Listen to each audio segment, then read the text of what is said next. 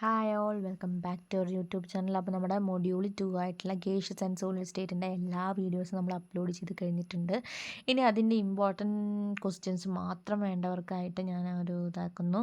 ഇതിൽ ഈ first intro portions ഒന്നും അധികം ഇമ്പോർട്ടൻ്റ് അല്ല. ഇമ്പോർട്ടൻ്റ് ആയിട്ട് വരുന്നത് ഫസ്റ്റ് ഇമ്പോർട്ടൻ്റ് ആയി വരുന്നത് kinetic theory of the gases.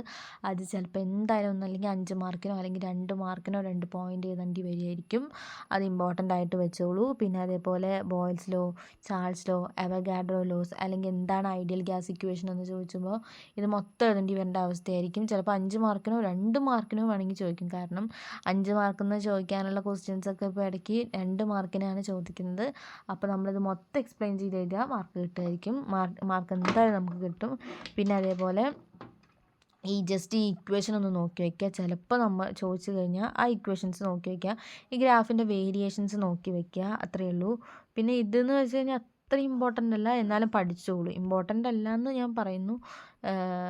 പിന്നെ ideal gas equation, real gas equations distinguish എഴുതാൻ ചിലപ്പോൾ 2 മാർക്കിനോ അല്ലെങ്കിൽ 5 മാർക്കിൻ്റെ ബേസിൽ ചോദിക്കാവുന്ന സാധ്യതയുള്ളൊരു ഭാഗമാണ്. പിന്നെ അതേപോലെ ഡേവിയേഷൻ്റെ കോസസ്, ഐഡിയൽ ബിഹേവിയറിൻ്റെ ഡേവിയേഷൻ്റെ 2 കോസസ്, അത് 2 മാർക്കിന് ചോദിക്കാവുന്ന ഒരു ക്വസ്റ്റ്യൻ ആണ്. എന്താണ് ഈ കംപ്രസിബിലിറ്റി ഫാക്ടർ എന്ന് ചോദിക്കും. പിന്നെ അതേപോലെ വരാവുന്ന ക്വസ്റ്റ്യൻസ് എന്ന് പറഞ്ഞു കഴിഞ്ഞാൽ എന്താ പറയുക, ഈ വാൻ ഡെർ വാൾസ് ഇക്വേഷൻസ് മാത്രമേ, ഈ കറക്ഷൻ എങ്ങനെ ഉണ്ടായതൊന്നും ചോദിക്കില്ല. ഓക്കെ, അപ്പോൾ ഇത്രയേ ഉള്ളൂ നമ്മുടെ പാർട്ട് 1 ആയിട്ടുള്ള ഇമ്പോർട്ടൻ്റ് ആയിട്ടുള്ള ക്വസ്റ്റ്യൻസ്. ഞാൻ അടുത്ത വീഡിയോയിൽ പറയുന്നതായിരിക്കും. Thank you for watching and have A nice day.